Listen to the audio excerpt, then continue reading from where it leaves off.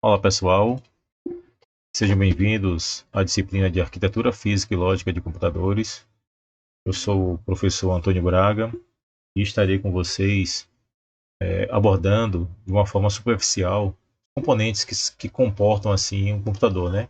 Conhecer um pouco da sua arquitetura física e também a sua arquitetura lógica. Vamos lá? Bom, claro que como poderemos falar sobre a arquitetura física e lógica de computadores sem ao menos começarmos, né, desde a história de como tudo, principalmente no que trata, né, no tratante de computadores, como tudo começou. Então, como vamos falar diretamente já desde a era de 1950 até 1970, né, nada melhor do que falarmos dos computadores da IBM, né, o padrão que ficou, né. A IBM foi uma grande detentora no quesito de tecnologia, no quesito de montagem em si dos computadores, né? Porque naquela época ouvia-se muito falar em Steve Jobs, em Bill Gates, mas sobre a arquitetura, quem mandava a princípio no mercado era a IBM. Então, nos primórdios da disseminação da informática, vários fabricantes diferentes disputavam esse mercado. Cada um desenvolvia seus próprios computadores, apenas compatíveis entre si, tanto em hardware quanto em software. Então, com a popularização dos microcomputadores, a padronização tornou-se inevitável, né? Nas décadas de 80, havia duas arquiteturas: PC, Personal Computer, como falei a vocês, desenvolvido pela IBM, e o Macintosh, desenvolvido pela Apple, como vocês podem ver aí na imagem. Como era ainda mais barato comprar um PC naquela época, né? Tornou-se muito popular e deixando o mercado dos computadores da Apple, né, dos Macintosh, restrita a uma pequena parcela de usuários mais exigentes, né? Querendo mais qualidade gráfica, design e equipamentos capazes de elaborar editoração eletrônica e edição de imagens. E também muito mais caro, né? Sinceramente, era mais para a classe rica, digamos assim, né? Quem tinha condições de comprar os computadores da Apple naquela época. Então eu trago aí dois modelos bastante interessantes, né? Na verdade, dois não, desculpa. Olhando ele por fora e internamente, que é o Mac Pro G5, G6 da Apple.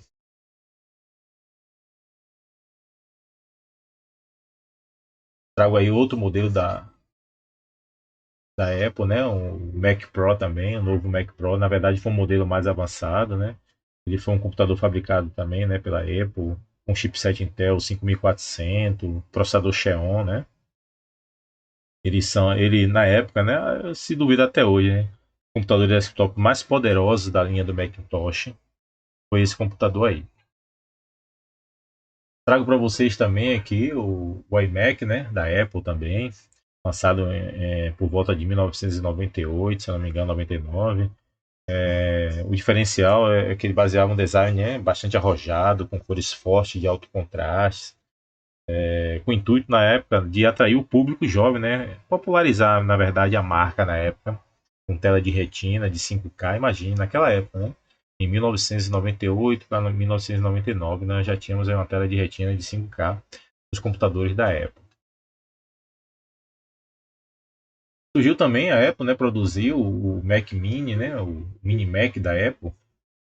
Ele era um pouquinho maior do que esse Steve Box, se duvidar, né? É um pouco maior, né? A facilidade de poder manusear ele, de levar para vários ambientes, claro, né? Levando a tela enorme também, né?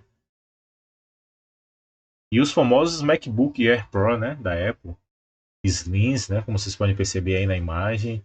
Eu não aconselho vocês a tentar abrir ou tentar fazer a manutenção de um notebook como esse, porque é de uma arquitetura fechada, os computadores da Apple, e requer realmente um conhecimento mais avançado, mais técnico, né? Você tem que ter um treinamento específico da própria Apple, né, para poder trabalhar com a manutenção. Tanto é que vocês não veem muita assistência técnica da Apple, né? Trabalhando assim em qualquer esquina.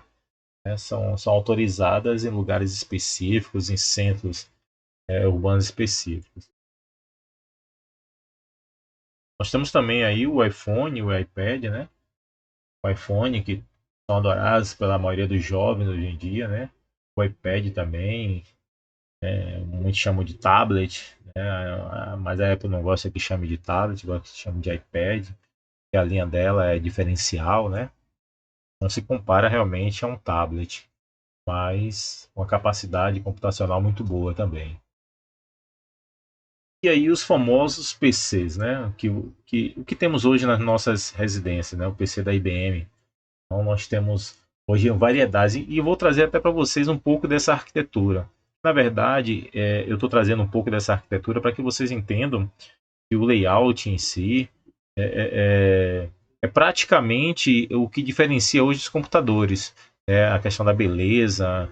Hoje nós temos vários tipos de cases de computadores, né? Com bonecos de super-heróis e tudo mais. Mas o que importa, na verdade, é internamente a sua arquitetura, qual é o processador, qual é a placa-mãe, a memória e por aí vai.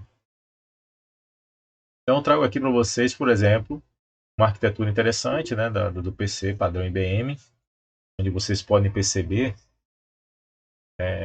quem de vocês não iriam gostar de uma máquina como essa, com duas placas de vídeo GeForce trabalhando simultaneamente, interligadas. Agora, é claro, para vocês trabalharem com uma arquitetura dessa, vocês precisam também ter uma fonte real, porque ambas as placas, como vocês podem perceber, tá vendo? É alimentada pela fonte de alimentação, com várias entradas para HDs, né? Assim como leitores também de CD, apesar que conseguimos até adaptar os HDs aqui. Hoje a tecnologia de HD vocês sabem que também mudou, né? Os HDs mecânicos não são tão mais utilizados, né? A tecnologia agora são os SSDs. E surgindo até, né, outra tecnologia de HD. Aqui nós temos um cooler, né? Para poder resfriar o processador. Uma placa com 4 slots de memória, como vocês podem perceber aqui. Então, com certeza, é um computador muito bom, apropriado para jogos. Esse aqui se baseia no mesmo modelo. Reparem que a arquitetura desse gabinete ele é diferenciado, né? Isso aqui, na época, nós chamávamos de gabinete BTX, né? Aqui nós temos o ATX padrão, onde a fonte é em cima, né? O normal. Também com duas placas de vídeo, entradas para HDs, né? Leitores de CDs. E esse daqui eu já pego, ó, 2, 4, 6 slots de memória. Então, assim, tem vários tipos de placas, claro. Quanto melhor e maior a tecnologia, mais caro também esses componentes acabam se tornando. Né? Internamente, para vocês conhecerem aqui, ó, é importantíssimo. O profissional que for trabalhar na área de informática, de suporte e manutenção informática, tem que conhecer cada componente interno no computador, desde a fonte de alimentação, a placa-mãe, um processador, uma memória, porque quando um desses componentes apresentar qualquer tipo de problema, vocês têm que estar aptos realmente a resolver. Reparem que temos aqui placas expansivas que trabalham nesses slots de expansão, como uma placa de vídeo, e aqui eu poderia colocar uma placa de som, uma placa de rede, caso a minha onboard desse problema, eu tenho que conhecer todos esses elementos aqui. São componentes básicos, né? Acho que todo profissional, se duvidar, a maioria dos usuários, né, jovens, conhecem bastante os componentes internamente. Só que quando dá problema, eu tenho que entender qual o tipo de problema. Por exemplo, eu sempre falo que o maior vilão do computador é a fonte de alimentação. Por quê? Porque ela converte corrente alternada em corrente contínua, né? Um valor de 110 para 12, 5, 3 volts. Então, uma fonte apresentando problema, ela pode o quê? Fazer com que haja essa oscilação na corrente e danificando assim esses componentes. Pode afetar diretamente a memória, a placa-mãe e por aí vai. Mas a gente vai vendo isso, também lembrando, né, vários conceitos e conteúdos aqui vão ser intercalados com outras disciplinas, como instalação e manutenção de computadores, que vocês vão ter também. Então aqui nós temos um outro padrão IBM, né, muito bacana para quem gosta de jogos, vocês sabem, né. Eu gosto sempre de trazer esse padrão, né, da IBM, porque eu quero que vocês entendam também que esse tipo de computador ele é de arquitetura aberta, ou seja, permite que diferentes fabricantes desenvolvam componentes baseados em padrões diferente da arquitetura fechada, que é desenvolvida, por exemplo, pela Apple, né, que aceita somente hardware desenvolvido por ela, não sendo compatível com a arquitetura de PC da IBM. E também existe no mercado aqueles hardware de grife, por exemplo, o HP, Dell, IBM, Taltech, Compaq, Lenovo, Sony, são empresas que criam também arquiteturas como essa de grife. Agora, a diferença de arquitetura aberta para arquitetura fechada se dá por isso aqui. Por exemplo, uma fonte de alimentação de um tipo de gabinete PC, ela pode ser utilizada em qualquer outro fabricante de computador, se duvidar. Já a arquitetura fechada, se vocês perceberem, as fontes são um pouco menores, compactas, em vários formatos em que só pode ser utilizado nesse tipo de computador. Um exemplo de arquitetura fechada é a HP. A HP tem certo tipo de fontes com seus gabinetes em que ela não, se porventura essa fonte der problema, o que acontece? Você vai ter que entrar em contato com o fabricante, com a HP, né, para poder comprar assim uma outra fonte e substituir. Você não encontra ela com facilidade em qualquer loja. Agora, uma fonte padrão IBM, não. Uma fonte é muito fácil. Eu quero uma fonte ATX em qualquer loja que você chegar, com certeza você vai encontrar um modelo padrão como esse aqui. Aí eu trago para vocês alguns fabricantes de hardware padrão, né? PCs, ou seja, do padrão assim de personal computer da IBM. Então eu tenho aqui Seagate, que é um grande fabricante de HD, assim como Maxtor. Intel e AMD são, né, são líderes, digamos assim, no quesito processadores, apesar que eles já trabalham também com chipset, já estão trabalhando até com placas de vídeo, que eu soube, né? Nvidia, grande, né, dizem, né, campeã de placa de vídeo, assim como Gigabyte produz placa-mãe, mas também tem placa de vídeo, né? Kingston trabalha com fabricante de memória, de HDs, SSDs, né? Asus, um grande fabricante de placas-mãe, né? Então são alguns dos modelos. Claro que existem dezenas de fabricantes de arquitetura padrão para IBM. Como por exemplo, além desses fabricantes, temos também os montadores, né? Os montadores são aqueles que pegam essas arquiteturas desses fabricantes, que, como eu mostrei no slide anterior, como a Dell, por exemplo, né? Quando vocês veem lá assim um computador da Dell, mas não significa que todos os componentes que estejam internamente ali sejam da Dell, né? Pode ter uma placa-mãe Intel, pode ter um processador, claro, né? Se é Intel tem que ser Intel também, mas pode ter uma memória da Kingston, né? Então, de fabricantes totalmente diferentes. Então, aqui eu trago apenas montadores, que é Dell, HP, Sony, Compaq, Lenovo, que cada vez mais está chegando no mercado, né? Que está se igualando a Dell, dizem que está se tornando até melhor do que a Dell em sua arquitetura, em si, na sua montadora, né? E a famosa IBM, que todos conhecem há muito tempo, né? Então aqui eu trago, por exemplo, alguns modelos, né? Dell trabalha não só para computadores residenciais, né? Trabalha também para ambientes corporativos com servidores. Aqui alguns são os modelos de arquitetura, né? Modelo mais slim. Aqui eu tenho os computadores da HP. A HP também, né? Trabalha com servidores. É bom entender a diferença. Às vezes, independente do gabinete, o que realmente faz referência a um servidor é a sua arquitetura interna. Né? Os componentes a nível de hardware são muito superiores ao de um computador normal. A nível de quantidade de memória, um servidor pode chegar até 128 GB de memória. Os HDs também são mais rápidos, mais potentes, né? As placas-mãe, tem placa-mãe que são multiprocessadas, tem placa-mãe que pode pegar 2, 4 processadores e por aí vai. Bom, já que nós vamos falar sobre arquitetura física, vamos começar a abordar um pouco sobre os componentes, né, que compõem assim, o computador e falar um pouquinho sobre a arquitetura desses componentes. A princípio eu trago aí a fonte de alimentação. Claro, eu vou falar aqui sobre 3 tipos padrões de fontes, desde a primeira, o primeiro tipo de fonte até a atual. Lembrando que existe as suas versões. Por exemplo, o primeiro tipo de fonte foi AT, depois surgiu a ATX e a BTX. Nós sabemos hoje que a ATX, tanto a ATX e a BTX, ela tem suas versões. Por exemplo, a ATX, quando ela surgiu, ela era apenas de 20 pinos, né? Tinha sua alimentação somente para a placa-mãe.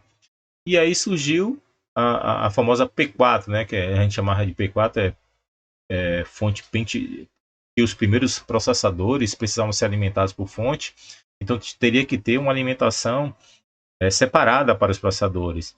Então nada mais é do que um conector a mais de 4 pinos para alimentar o processador.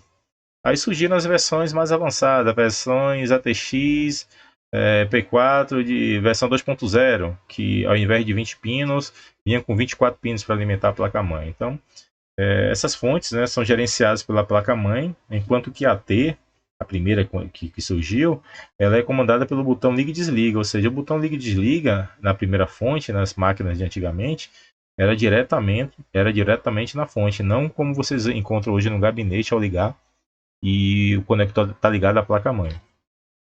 Só as atuais é que são gerenciadas assim. Aí eu trago aqui um modelo de uma fonte real, né, de 750 watts de potência, para aqueles que são fissurados em jogos.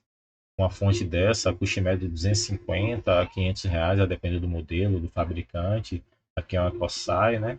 É muito cara uma fonte dessa, né? Também muito boa, dura muito tempo. É claro que não basta ter apenas uma fonte boa, tem que ter uma instalação elétrica adequada com aterramento para que ela também, né, possa durar mais tempo. E aqui eu trago para vocês a principal placa do computador, conhecida assim como uma placa-mãe. Né? Ela, ela é assim, é o componente central, né? Pois todos os demais elementos que são ligados a ela, tipo HD, processador, né? Tudo é conectado a ela, até mesmo o processador, como vocês podem perceber.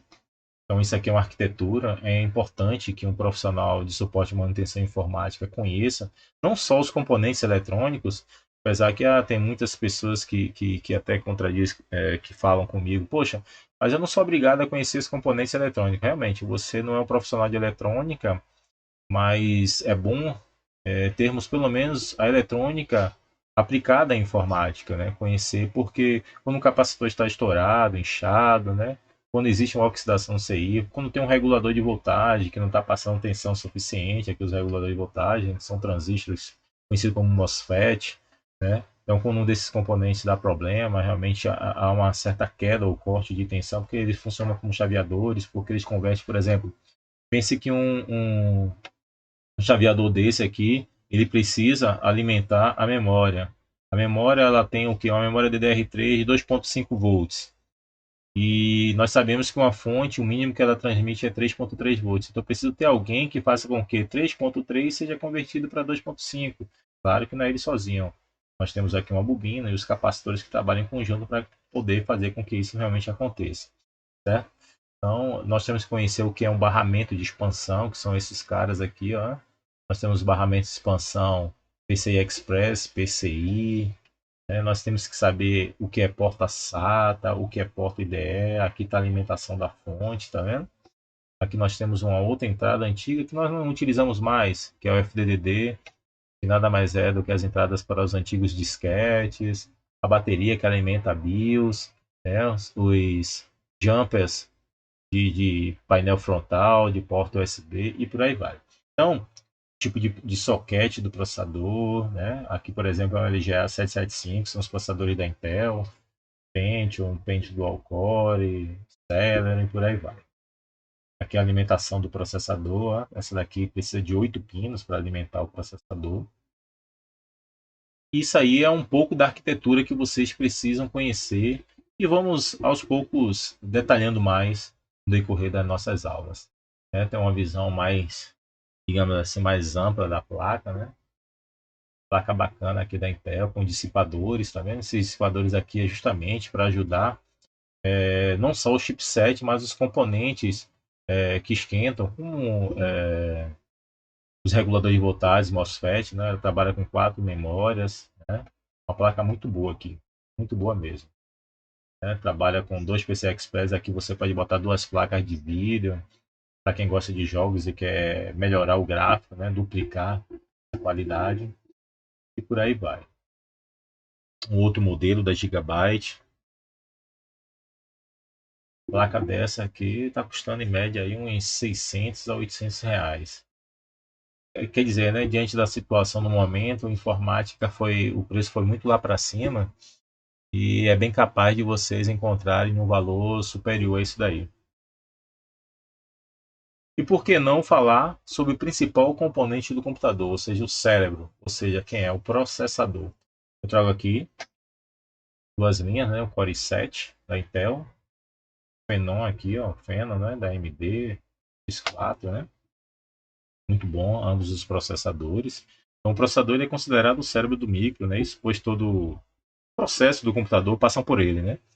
O mercado de processador, como eu falei a vocês, os dois maiores fabricantes é a Intel, né? Que trabalha muito com recursos 3D para jogos, assim como a AMD, né? O AMD ele tem um alto desempenho.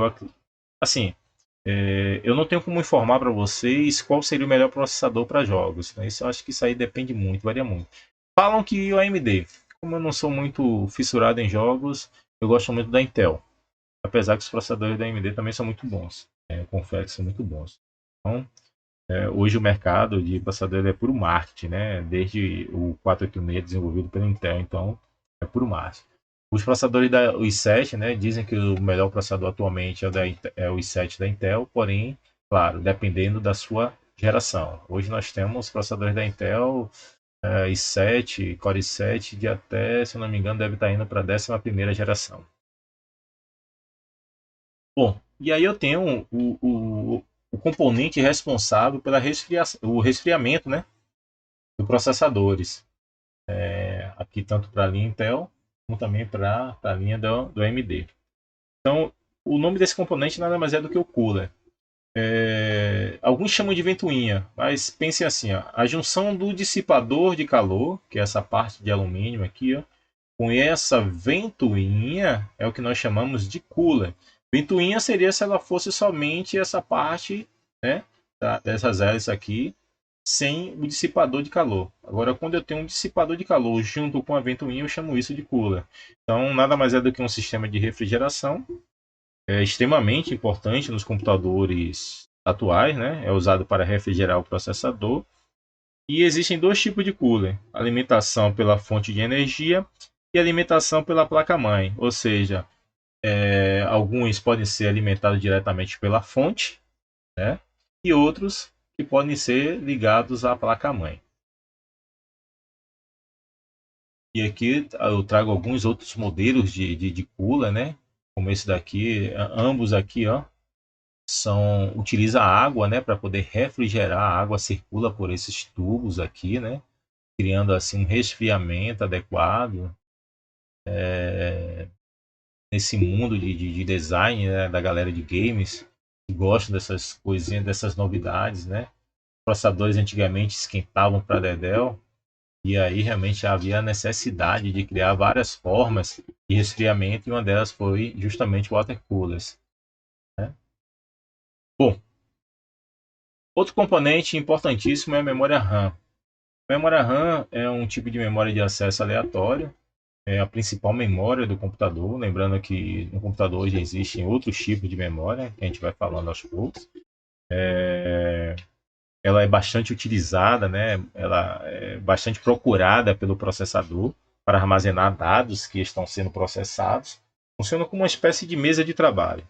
A quantidade de memória determina quanto de atividade o processador poderá executar. Lembrando que ela é um tipo de memória de acesso aleatório. As informações que são, por exemplo, quando você vai abrir um aplicativo como o Word, esse processo desse aplicativo é armazenado na memória RAM, né? É executado nela. Então, todos os aplicativos que são gerados desde o sistema operacional é executado na memória RAM.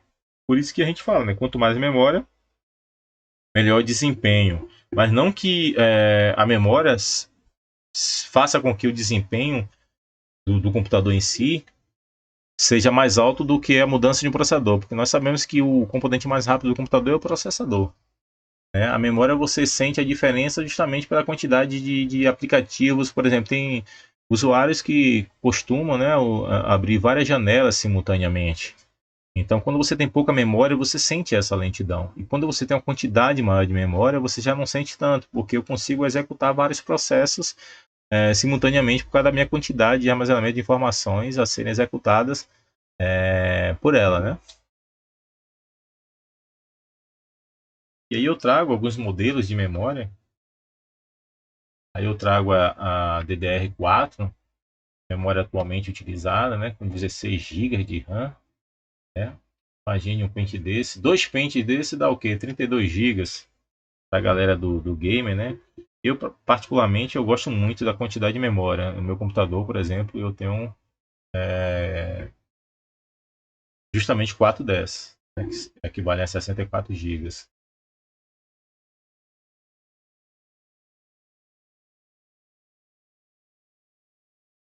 Aqui é um outro modelo de memória. Tinham memórias, né? Ainda encontro memórias que utilizavam até um certo tipo de cooler por causa do seu processamento em si, né? Elas esquentavam tanto, porque se vocês forem observar, esses componentes aqui, os CIs, aqui é que ficam realmente armazenadas as memórias, as informações, tá vendo? Isso aqui são as memórias. Então, é um pente de memórias, né? Então, elas chegavam a um nível de trabalho, de processos que esquentavam tanto que precisavam, assim, de um certo dissipador de calor, né? Para poder aliviar um pouco mais esse trabalho. Então, aqui é um modelo da Corsair, né? Muito boa, né?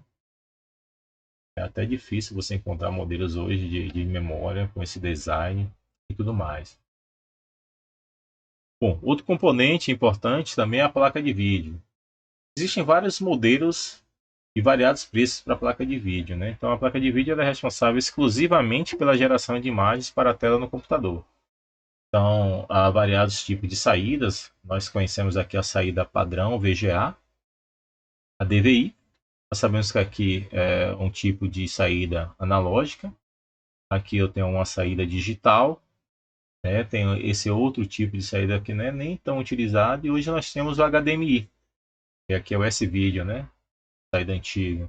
E hoje nós temos os famosos HDMI. Se não me engano, na próxima tela eu tenho aqui a saída da HDMI, né, com DVI, onde nós sabemos que no HDMI podemos fazer com que não só o sinal de vídeo seja, né, transportado por esse canal, pelo cabo HDMI, assim como o som também, né? Já o DVI não. O DVI e o VGA é somente imagem, apesar de ser um tipo de saída digital. Aqui é só para vocês terem uma visão, né? É uma placa de vídeo, né? Utilizada para os famosos gamers, né? A galera que gosta, né? Placa de vídeo da Nvidia, GeForce Titans aí. Uma placa de vídeo dessa é muito cara. Tem placas de vídeo que custam hoje em dia, pessoal, de 15 a 20 mil reais. Então, para quem é fissurado e para quem pode comprar, realmente vai se acabar aí. Uma outra placa de vídeo, a anterior foi da Nvidia, essa daqui já é uma ATI Radeon, né? Muito boa também, com um dissipadorzinho externo, né? Bacana. Outra placa importante é a placa de som, outro componente importante que faz parte do computador. Todas essas placas que eu estou mostrando para vocês é para ser encaixadas em barramento de expansão, pessoal. São placas conhecidas assim como off-boards. Que um board é que já vem embutido na placa-mãe. Essas que eu vou encaixar na placa-mãe são chamadas assim de off-boards. Isso aqui é uma placa de som profissional. Quando eu falo profissional, é para quem a galera que trabalha com estúdio, que precisa gravar informações no computador, por exemplo, utilizam placas que possam fazer com que o som possa ter uma melhor qualidade, ser melhor filtrado. Então as placas de som elas são utilizadas a princípio para conectar as caixas de som, né? Ligar os aparelhos de som, microfones, para desfrutar dos recursos de multimídia. Porém, existem essas versões mais profissional, né? Além dessas outras, né? Um dos fabricantes que mandavam, né? Não sei se ainda manda, né? Em relação a placas de som de qualidade profissionais é a Sound Blaster. Eu mesmo já tive uma Sound Blaster nesse modelo aqui, muito bacana. Qualidade realmente para quem faz remasterização de som. Não sei se vocês lembram, houve uma época em que nós pegávamos o vinil e precisávamos remasterizar, né? Converter para MP3, para mídias digitais. E aí nós tínhamos que utilizar um amplificador e tal. E aí o som do vinil passava, que é um som analógico, passava por essa placa para um software, na época utilizava o SoundForge, né? Para fazer essa, digamos assim, remasterização, né? Converter um tipo de áudio analógico para digital. Que é o que nós utilizamos hoje, né? Ao ouvirmos música hoje, é praticamente digital, né, galera? Além disso, tínhamos, né? Não, acredito que hoje não venham a ser mais utilizadas, as placas de captura de TV e rádio.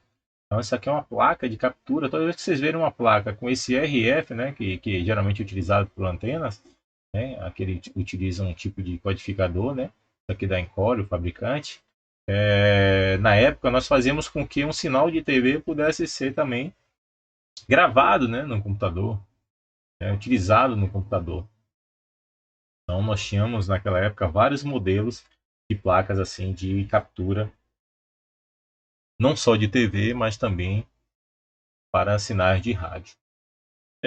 Uma das placas que eu vou falar aqui, é bastante utilizada, pelo menos na minha época, eram as placas de fax modem, né? Imagine que a internet, na época em que nós precisávamos acessar, nós não tínhamos esses modems que nós temos hoje. As operadoras utilizavam a linha telefônica para poder fazer a descagem internamente aqui, fazia um barulho bacana, né? Dá até saudade de ouvir esse barulho. Porém, a velocidade na nossa época chegava o que? A 56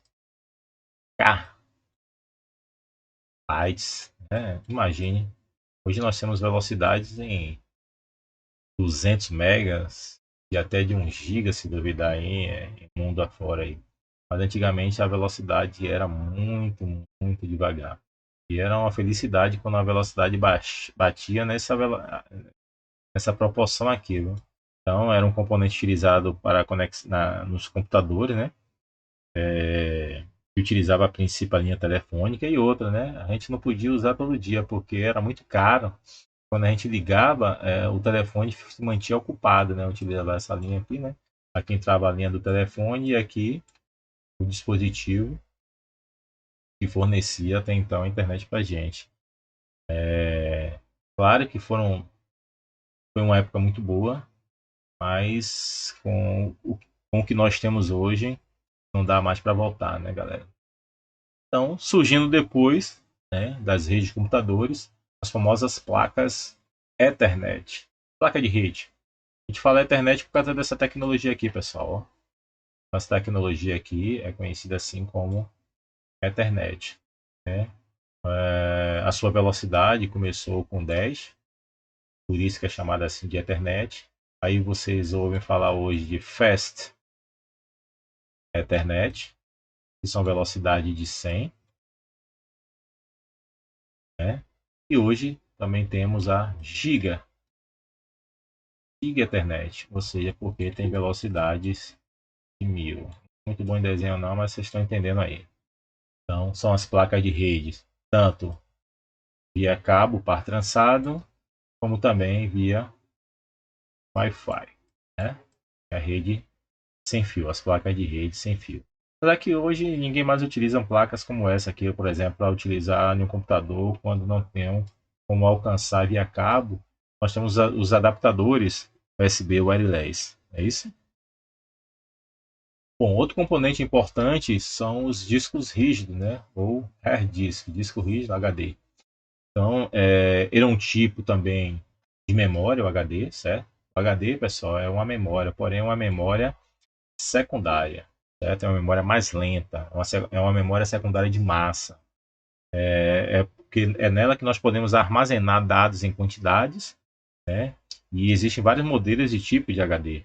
Dependendo da utilização da conexão, ela pode ser feita via IDE, SATA, SCSI, SAIS, SSD e por aí vai. Aqui é um exemplo de um HD com entrada SATA e esse aqui é um tipo de HD com entrada IDE. Aqui eu trago modelos, né? Conhecidos assim como SSD, são menores.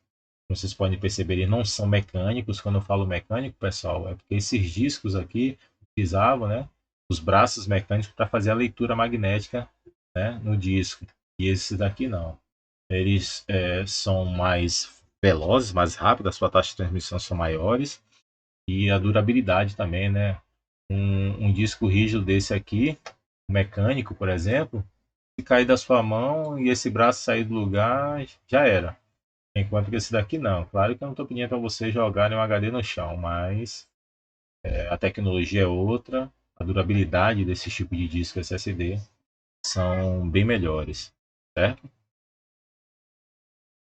E nós temos também, saiu uma linha, né, de HDs híbridos, né, que trazia um pouco do mecânico com um pouco do SSD. E os leitores também, gravadores de CD ou DVD, né, surgiram a princípio como leitor CD, depois começaram a gravar, surgiu logo em seguida os DVDs. Aí nós temos hoje, porque toda vez que vocês veem assim, ó, CD R, geralmente vem com um tracinho, né? Então significa que é um leitor de CD que grava. Regravável. Regravável, na verdade, galera, é quando vem com RW. Mas aqui record de gravar, né? E RW é de aqueles que utilizavam as mídias que poderiam ser gravadas várias vezes. Então aqui eu tenho um leitor de CD encontrados em notebook e esse leitor de CD encontrado assim em PCs. Então, logo em seguida veio, né? Logo em seguida eu vou falar sobre famosos drive de disquete que acredito que vocês não vão ver tão cedo, né? Aqueles que nunca viram não vão ter esse prazer, a não ser que vá em algum museu. Se vocês quiserem, depois eu mostro para vocês um leitor de disquete. Pense que naquela época não existia rede de computadores. Então, como é que nós compartilhávamos as informações, né? Nós pegávamos um disquete, gravava a informação, levava até o outro computador e aí sim, o outro computador, né, o outro usuário poderia ter essa informação, até chegar à rede de computadores, facilitando aí a nossa vida. Bom, e os famosos gabinetes, que é erroneamente chamados de CPU. Né? Galera, isso aqui é apenas um gabinete. O gabinete nada mais é do que uma caixa metálica responsável em fazer com que certos componentes internamente, ao serem, né, em conjunto funcionais, nós podemos chamar assim de computador. Porque o computador, na verdade, é o conjunto do gabinete, teclado, mouse e monitor. Agora, o gabinete ele é responsável em armazenar os componentes que formam assim o computador, como HD, fonte, né, que a gente já viu aos poucos. Isso aqui não é chamado de CPU, até mesmo porque a CPU encontra-se também internamente nesse elemento metálico, né?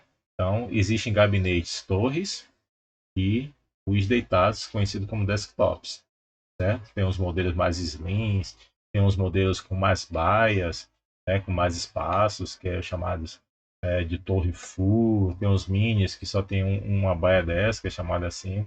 Temos variados modelos, assim como também os gabinetes determinam se ele é AT, ATX, BTX, que é baseado nas fontes. Porque assim, quando a gente fala em AT, né, que é coisa que a gente não encontra mais, mas eu vou falar sobre ATX. Então nós sabemos que a fonte tem que ser ATX e que a placa-mãe também tem que ser ATX, além do gabinete.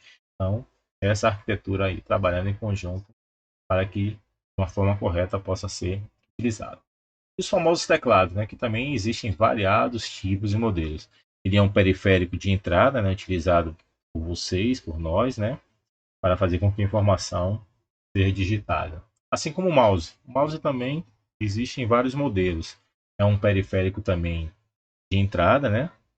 Ele se juntou ao teclado, especialmente em programas com interface gráfica, né? Hoje em dia é difícil as pessoas não utilizarem um periférico como esse ao manipular assim um computador. Além como um periférico de saída, que é a caixa de som, o microfone, que é um periférico de entrada. Vocês sabem a diferença de periférico de entrada e periférico de saída, né? O som sai do computador, periférico de saída. Eu faço com que minha voz entre no computador com o microfone, então periférico de entrada. Eu tenho aqui um tipo de microfone, de fone, né, labial, que tem tanto o microfone como fone de ouvido. Então eu vou chamar isso aqui de periférico de entrada e saída. Né? Eu vou chamar ele assim porque tem os dois, tanto de entrada e saída, trabalhando no mesmo elemento. E a famosa impressora. Né? A impressora é um periférico que, quando conectado a um computador, a uma rede de computadores, tem a função, né, de dispositivo de saída. Ela tem a função de fazer com que uma informação seja impressa, que ela saia, né, impressa em um documento, como texto, gráfico ou qualquer outro tipo de informação, né, que você deseja imprimir. As impressoras elas surgiram a partir da comunicação serial, paralela. Hoje vocês encontram mais via USB e via rede, né? Seja a rede cabeada ou seja a rede sem fio. E aqui eu trago alguns modelos de impressoras, né? Que é HP, Canon, né? Canon, como alguns falam, Brother, Kyocera, bastante utilizado em ambientes corporativos, Lexmark, a Epson. Então são alguns modelos e exemplos de impressora. E ela existem de várias formas de trabalho, né? Eu posso chamar assim os tipos de impressora. A matricial, que foi uma das impressoras mais antigas, né? Tem muitos setores, como o setor de contabilidade, que ainda utiliza esse tipo de impressora, né? Faz aquele barulho, né? Quando ela vai de ponta a ponta, ela trabalha fazendo com que, eu vou chamar assim, umas palhetas, né?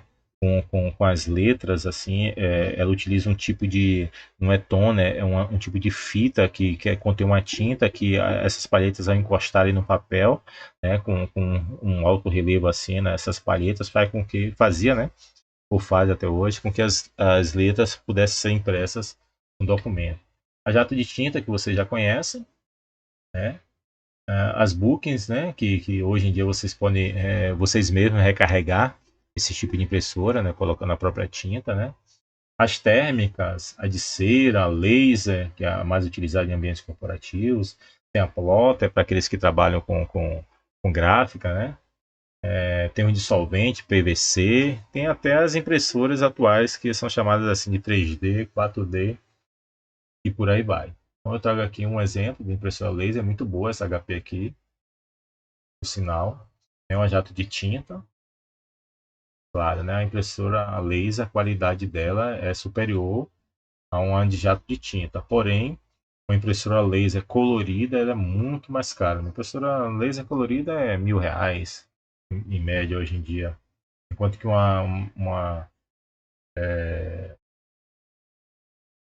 como é que fala, meu Deus? Me fugiu agora a mente. Monocromática, né? É muito mais barato, em torno de 250, R$ 350 você encontra uma impressora boa aí, a laser. Nós temos as impressoras conhecidas assim como multifuncionais, porque ela traz o scanner e a impressora junto. É um tipo de periférico de entrada e saída ao mesmo tempo, né? As impressoras plotter, como falei a você, né? O pessoal que trabalha com gráfica, né? Que precisam plotar e tal.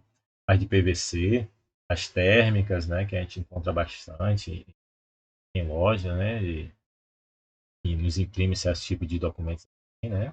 Utiliza o calor a princípio. E as impressoras 3D, super bacana também o processo de como elas trabalham. Existem vídeos na internet interessantes mostrando como esses modelos de impressora 3D trabalham. Além disso, claro, né, os monitores. É um dispositivo de saída do computador cuja função é transmitir a informação, né, utilizada através da imagem. Os monitores são classificados de acordo com a tecnologia de amostragem de vídeo utilizada na formação da imagem. Atualmente essas tecnologias são quatro, né? Atualmente digo, né? Porque o CRT, que é esse chamado assim de tubos de raios catódicos, não são mais vendidos, né? A gente ainda pode encontrar alguns setores que ainda utilizam esse tipo de monitores. Mas daí, depois veio os LCDs, os monitores de plasma, LED, hoje os novos modelos de LED, que é chamado de OLED, né? E por aí vai. Eu trago aqui um monitor de plasma para vocês terem uma visão. É um monitor de plasma de 50 polegadas, né? É uma TV praticamente. Os OLEDs, né? Que a qualidade é superior. Temos também os componentes como webcam, né? Que é uma câmera de vídeo de baixo custo, né? Principalmente nos dias atuais em que temos que ter aulas remotas, né? Essas webcams começaram a ser difíceis até de encontrar e quando nós encontramos, os valores foram lá para cima, né? Ainda mais quando ela pode nos fornecer uma qualidade de imagem superior, atendendo assim às nossas necessidades. E temos alguns tipos de computadores conhecidos assim também como All-in-One, né? O All-in-One, ou seja, tudo em um, conhecida assim no Brasil, nada mais é do que aqueles modelos, né, desktop que dispensam o gabinete, trazendo todos os seus componentes junto ao monitor. Então, ou seja, não tem gabinete. Por quê? Porque a placa-mãe, o processador, a memória já se encontram aqui, né? Dentro da própria caixa do monitor. São conhecidos assim como All-in-One, HP, a Dell, principalmente os computadores da Apple, né? Trabalham bastante com isso aí. Os notebooks, que você já conhece, a gente vai inclusive ter alguns momentos de manutenção de notebooks na disciplina de instalação e manutenção de computadores, que vai ser muito bacana e vocês vão gostar. Vou mostrar alguns defeitos mais comuns, como se trabalhar em relação à arquitetura de manutenção de notebooks. Os ultrabooks, que são mais finos, né? São os famosos slims. O netbook, que é uma arquitetura mais compacta, né? Para usos específicos, mais para acesso à internet, para abrir um arquivo de Word, uma planilha, um slide, né? Não para jogos, não utilizem um netbook para jogos, porque realmente vocês vão sofrer com isso daí. Outro tipo de computador é o tablet, como eu falei a vocês, qualquer tipo de dispositivo computacional, ou seja, que possa processar informação, entrar, processar e sair, é considerado um computador, né? Ainda mais tendo também um sistema operacional. E os smartphones. O smartphone também é um tipo de computador. Por quê? Porque nós temos um sistema operacional, processa informações, né? E executa elas. Então, tudo que tiver entrada, processamento e saída, qualquer dispositivo que tenha esses três elementos trabalhando em conjunto, eu chamo isso de computador. Então, o smartphone é considerado assim um computador. Então, pessoal, por hoje é só. Até a próxima. Nas próximas aulas, vamos começar a detalhar um pouco mais sobre cada um dos componentes. Eu vou falar de uma forma mais separada e detalhada cada componente que a gente foi vendo aqui ao longo da nossa jornada. Até a próxima e fiquem com Deus.